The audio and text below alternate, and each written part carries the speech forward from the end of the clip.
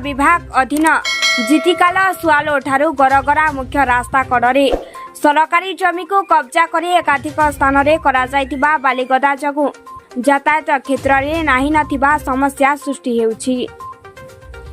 वर्षा दिन जगु नईरे पानी होइछिबा परे किछि न्यस्त स्वार्थ व्यक्ति एभली बाली बेपार चलाइछन्ति।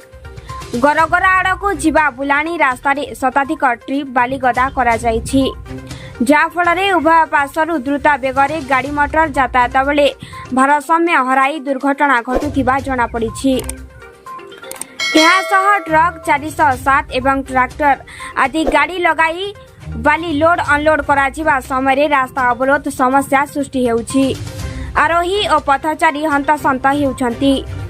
आज संध्यारे विपरीत दिगरु आसुथिबा एक ट्रक को अतिक्रम करिबा समय कंटापड़ा ग्रामर जड़े युवक चका स्लिप करिबारु बाइक रु पड़ी गुरुतर आहत होइछन्ति।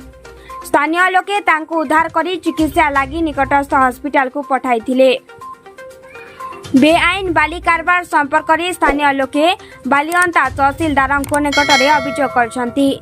अभियोग हेबार 2 सप्ताह बीती जाइथिले मध्य तहसील प्रशासन पक्षरु ए दिगरे कोनोसी पदक्षेप ग्रहण करा जाय नथिबा जଣା पड़िछि। ए संपर्क में तहसीलदार को पचारिबारु सबु सरकारी जमी और रास्ता कड़ू बालिगदा उच्छेद करा जाय बेपारी को जरिमाना कराजिबा बोली कहिसन्ति। बालीपाटनारू मजेश नाथଙ୍କ रिपोर्ट।